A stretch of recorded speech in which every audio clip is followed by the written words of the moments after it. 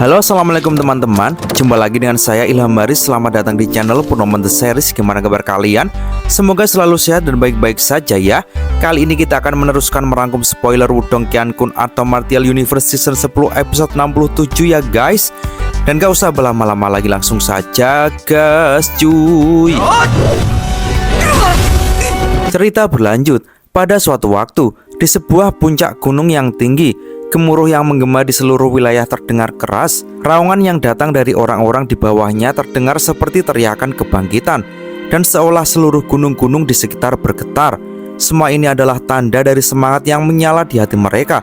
Mata Lindong memerah saat ia memandang lautan hitam yang terdiri dari para murid sekte Dao yang hadir di depannya. Setiap wajah mereka menyiratkan keyakinan dan harapan yang mendalam, hampir mendekati fanatisme. Ini bukanlah sekedar sebuah pertemuan biasa. Ini adalah saat yang telah mereka tunggu-tunggu dengan penuh harapan dan semangat. Tahun sebelumnya, Gerbang Yuan telah melancarkan perang besar yang menghancurkan hampir seluruh wilayah Swan Timur. Sekte Dao adalah yang pertama kali merasakan dampaknya, diserang berkali-kali oleh Gerbang Yuan. Jika bukan karena lonjakan kekuatan Ying Huan, mungkin Sekte Dao sudah hancur berkeping-keping dan para muridnya akan musnah bersamanya. Namun, meskipun dalam keadaan genting, tak satu pun dari mereka yang menyerah. Sebaliknya, mereka justru semakin mantap bertahan karena ada harapan yang tetap ada di dalam hati mereka. Bahkan ketika para murid sekte Dao dibantai dengan brutal di daerah Iblis Unik, harapan mereka kembali menyala setelah sosok yang mereka percaya muncul untuk membalikkan keadaan. Situasi yang mereka hadapi kini bahkan lebih berbahaya dibandingkan sebelumnya. Namun di hati mereka, sosok yang sama yang telah menyelamatkan mereka dulu kini menguasai hati mereka. Dia bukan hanya seorang pemimpin, tetapi telah menjadi simbol harapan. Mereka percaya sepenuhnya bahwa selama sosok ini kembali, mereka akan dapat mengatasi segala kesulitan, betapapun putus asanya keadaan mereka. Saat ini, Ying Xiaoxiao dengan mata yang sudah merah menatap pemandangan di hadapannya. Air mata mengalir di wajahnya, sebuah ekspresi yang menunjukkan betapa dalamnya perasaan yang ia rasakan. Setelah setahun penuh berjuang, ini adalah pertama kalinya ia melihat para murid sekte Dao begitu bersemangat dan bersatu. Hatinya terasa lebih ringan karena di balik semua penderitaan dan pertempuran, harapan mereka tetap hidup. Ia mengalihkan pandangannya kepada Lindong dan dengan suara yang penuh kelembutan, ia memintanya untuk kembali. Senyum perlahan muncul di wajah Lindong setelah mendengar seruan itu. Ia merasakan perasaan yang begitu kuat dan mendalam di hatinya. Meskipun ia berusaha menahan gelombang emosi yang datang begitu kuat, hingga akhirnya ia menoleh kepada Ying Xuanzi, sang pemimpin sekte Dao, dan dengan suara yang serak, ia bertanya, apakah ketua sekte masih bersedia menerima seorang murid yang nakal seperti dirinya? Mendengar kata-kata itu, kegembiraan meluap dari hati para murid sekte Dao. Air mata mengalir dan dengan sorak-sorai mereka menyambutnya kembali dengan keyakinan bahwa dengan kembalinya Lindong, semuanya akan berubah menjadi lebih baik. Ying Xuanzi, meskipun usianya sudah tua dan ketabahan mentalnya sudah teruji selama bertahun-tahun, tak bisa menahan emosinya. Air mata pun mulai mengalir di wajahnya. Lindong yang ia anggap seperti anaknya akhirnya kembali. Sekte Dao yang hampir hancur kini kembali memiliki harapan. Dengan suara serak, Ying Xuanzi mengungkapkan kebahagiaannya menyambut Lindong kembali tanpa menyimpan rasa dendam atau kesal sedikit pun. Murid-murid sekte Dao tak terkecuali merayakan kembalinya Lindong dengan sorak-sorai yang menggema. Mereka segera mengangkat Lindong ke udara, menunjukkan betapa besar kebahagiaan mereka. Mereka merasa seolah-olah segala sesuatu akan menjadi lebih mudah sekarang dengan Lindong kembali di tengah-tengah mereka. Namun di kejauhan, seorang pria tua yang dikenal sebagai Ying Xuanzi hanya bisa menghela nafas melihat pemandangan ini. Meski ia merasa bangga, ada sedikit penyesalan dalam hatinya. Ia lalu berpikir, seandainya saya bisa lebih berani pada waktu itu, mungkin semuanya akan berbeda. Pada saat yang sama, putri bungsunya Ying Xiaoxiao yang turut merasakan kesedihan ayahnya mencoba menghibur dengan kata-kata lembut. Hal ini menunjukkan betapa dalamnya ikatan keluarga mereka, meskipun selama ini ada jarak di antara mereka. Di sisi lain, Martin yang menyaksikan semua ini menghela nafas dengan senyum kecil. Dia tahu persis perasaan Lindong terhadap sekte Dao, sebuah tempat yang telah banyak memberikan makna dalam hidupnya. Sementara itu, Anran yang tidak dapat menahan emosinya terus menangis bahagia. Ia merasa lega karena akhirnya Lindong kembali.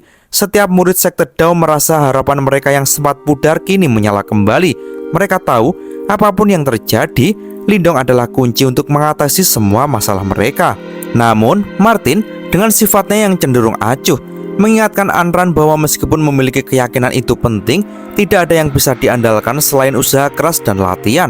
Kata-katanya memang terkadang pedas, namun ia ingin agar semua orang tahu bahwa keberhasilan bukan hanya karena menunggu pertolongan dari orang lain.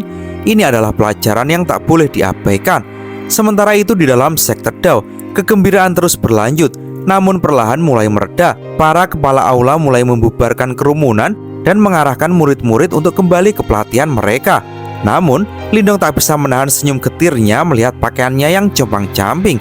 Dia tahu meskipun mereka sangat bersemangat, namun mereka terlalu berlebihan dalam menyambutnya. Meski demikian, ia merasakan kehangatan yang begitu mendalam di hatinya. Setelah beberapa saat, Ying Huan-Huan mendekati Lindong dengan langkah lembut, bertanya apakah Lindong baik-baik saja. Pertanyaan itu mengingatkan Lindong betapa banyak yang telah berubah. Ia mengangguk dan tersenyum, namun ada sedikit rasa sakit di hatinya. Namun, meskipun begitu, dia tahu bahwa dirinya telah kembali ke tempat yang benar. Kemudian, Ying Xuanzi dengan senyum lebar bertanya apakah Lindong ingin menjadi penatua setelah kembali ke sekte Dao. Tetapi Lindong yang lebih suka menjalani hidup sederhana menolak dengan lembut. Dia lebih memilih untuk tetap menjadi murid dari aula kesunyian, tempat yang memberikan banyak kenangan baginya. Setelah beberapa percakapan ringan, Lindong meminta agar Ying Xuanzi membuka formasi sekte karena masih ada beberapa teman dan pengikutnya yang menunggu di luar. Tanpa ragu, Ying Xuanzi mengabulkan permintaan itu. Begitu formasi penjaga sekte dibuka, awan hitam besar mulai bergerak menuju sekte Dao. Suara angin yang menderu membawa serta para prajurit tentara pemakan harimau yang tampak sangat menakutkan dengan aura ganas yang melingkupi mereka. Begitu mereka mendarat di platform pelatihan sekte Dao, semua mata tertuju pada mereka dengan wajah terkejut dan penuh rasa hormat. Murid-murid sekte Dao merasa cemas sejenak, tetapi segera mereka mengetahui bahwa mereka adalah pengikut Lindong.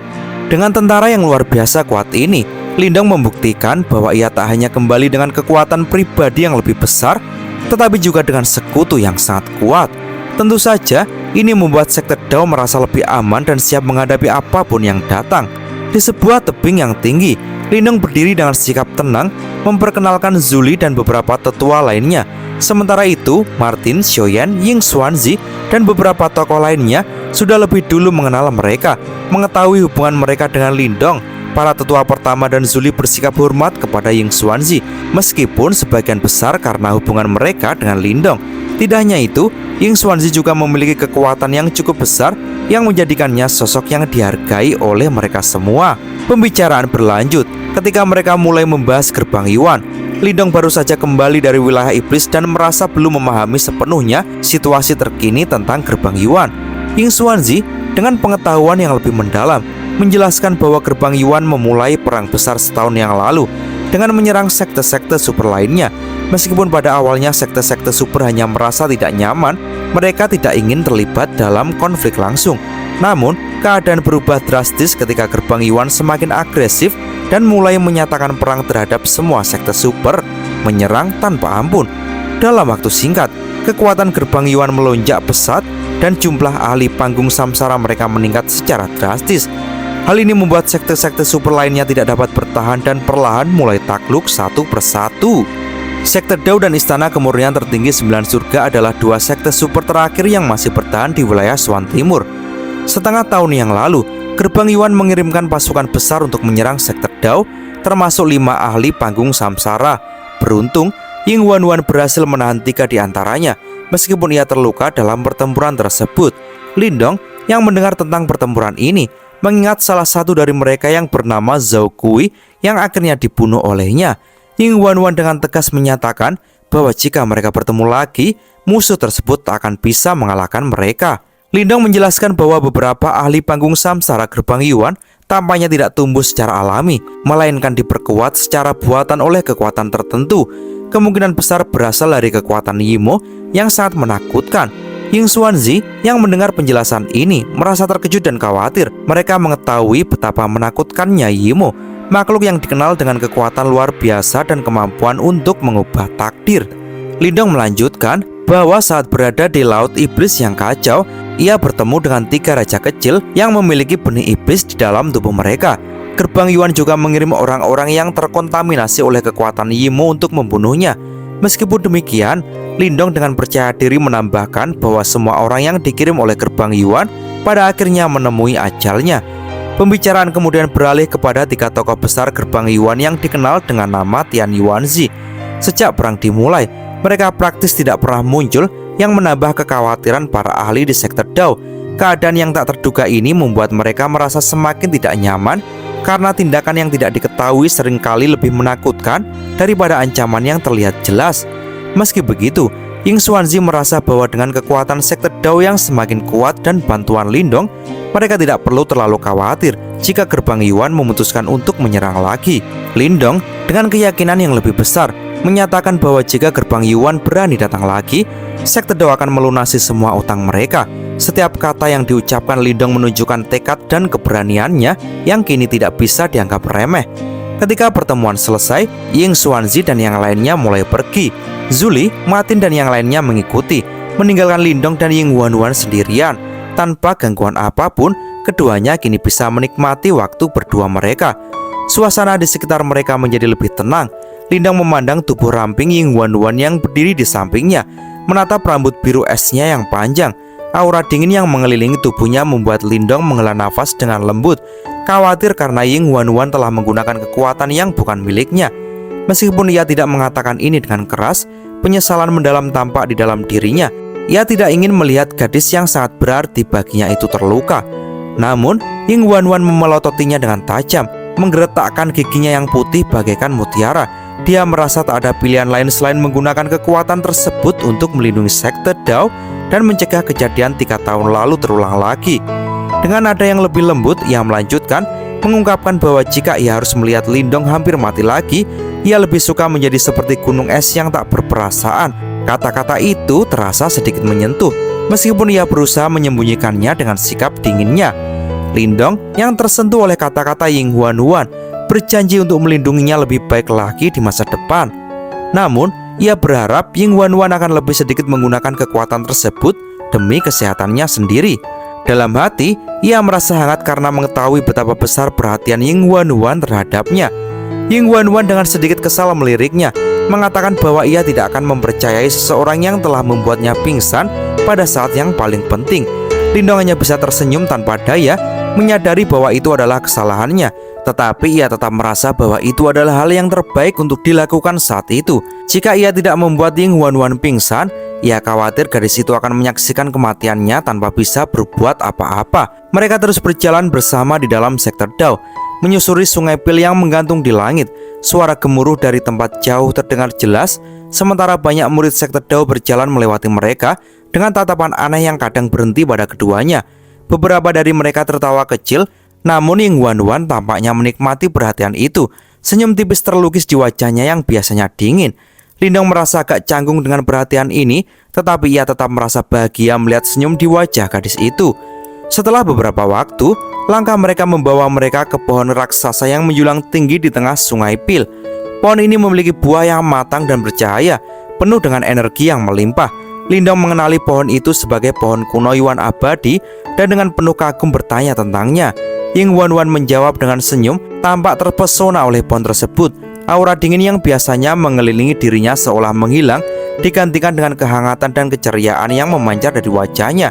Lindong juga merasakan perasaan nostalgia, mengingat bagaimana mereka dulu berjuang bersama untuk mendapatkan benih pohon ini.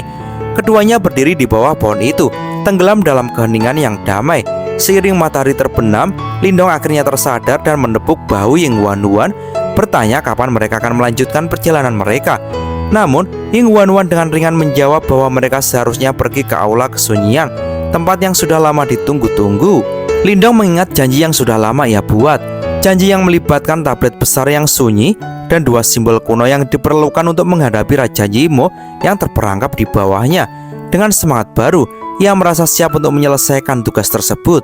Ying Wanwan kemudian mengungkapkan bahwa ia juga memiliki 1 simbol kuno yang membuat Lindong terkejut. Dalam sekejap, simbol kuno es muncul di tangannya, bercahaya dengan pola es yang misterius. Dengan itu, mereka memutuskan untuk melanjutkan perjalanan mereka, menyelesaikan tugas yang telah lama tertunda. Ying Wanwan dengan langkah ringan memimpin jalan, sementara Lindong mengikuti di belakangnya dengan hati penuh tekad untuk memenuhi janjinya. Sebelum berpisah, Lindong mengajukan pertanyaan penting, memastikan bahwa Ying Wanwan akan selalu menjadi dirinya yang sama. Ying Wanwan dengan senyum lembut mengangkat bahunya dan berkata bahwa itu tergantung pada usaha Lindong di masa depan. Lalu, dengan senyum di wajahnya, Lindong melirik Ying Wanwan dan bertanya, apakah dia masih mengingat taruhan yang mereka buat dulu? Sebuah pertanyaan yang dipenuhi dengan nostalgia. Ying Wanwan hanya tersenyum samar, meletakkan tangannya di rambutnya yang terurai, lalu berkata bahwa Lindong terlalu menghitung segala sesuatunya, dan dalam hal ini, dia sendiri yang membuat keputusan buruk. Sebagai seorang pemimpin yang penuh pertimbangan, Lindong seharusnya memasuki aula langit. Namun ia justru memilih untuk masuk ke dalam aula kesunyian. Tak hanya itu, Ying Wanwan juga mengingatkan bahwa Lindong tak menghargai kebaikan yang diberikan padanya, dan dia menegaskan bahwa keputusan itu adalah kesalahan besar. Lindong hanya tersenyum, menyadari bahwa apa yang dia alami saat itu membawanya pada banyak pembelajaran. Tak lama setelah mereka berdua muncul, banyak sosok cahaya bergegas menuju mereka. Sosok-sosok ini adalah Ying Xuanzi, Martin dan anggota lainnya yang tampak terburu-buru. Ying Xuanzi dengan tatapan tajamnya segera memandang mereka berdua, menyadari apa yang terjadi dengan tablet kesunyian besar. Lindong menyarankan agar semua orang mempersiapkan formasi di luar aula, karena ancaman dari makhluk yang tertekan oleh tablet kesunyian besar bisa sangat besar, dan sekte Dao akan menjadi yang pertama merasakan dampaknya jika makhluk itu berhasil melarikan diri. Semua orang pun segera bertindak sesuai perintah.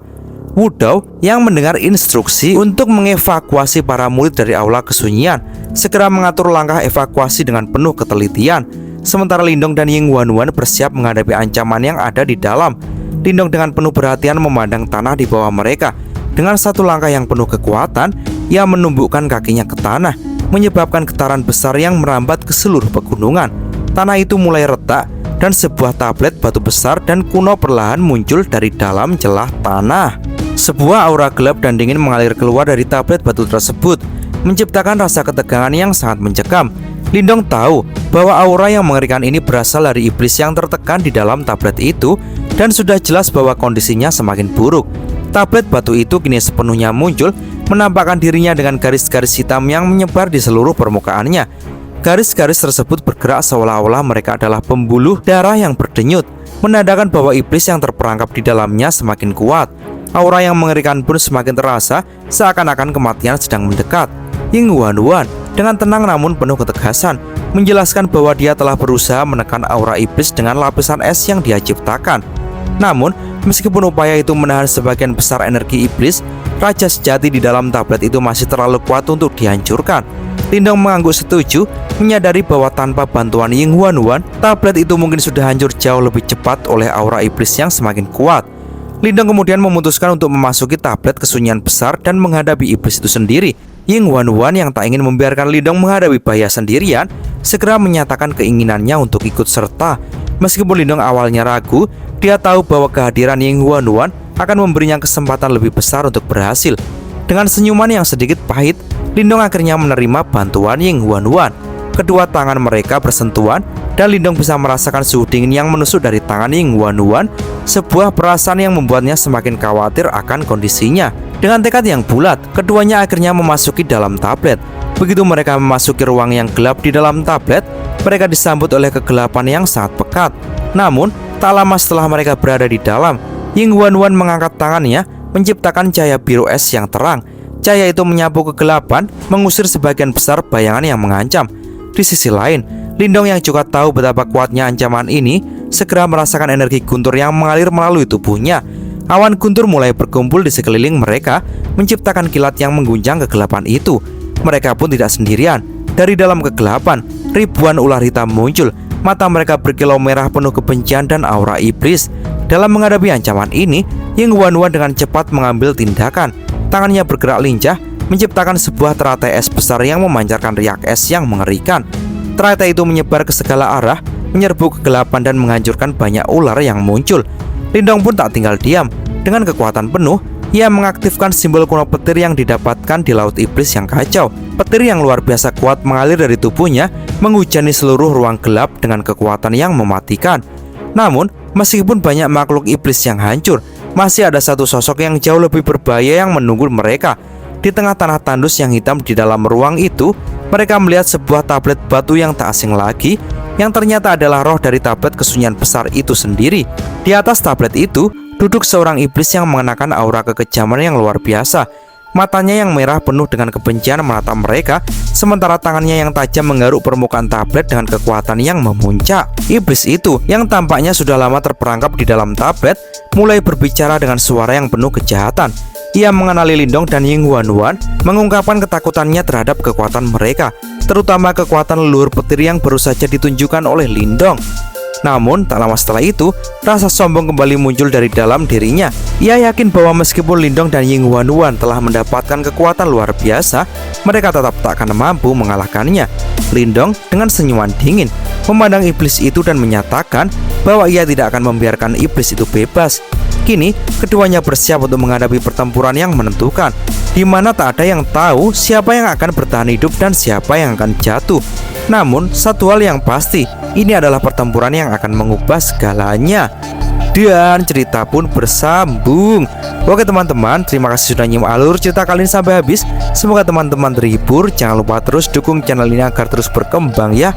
Dan sampai jumpa di episode selanjutnya. Assalamualaikum warahmatullahi wabarakatuh.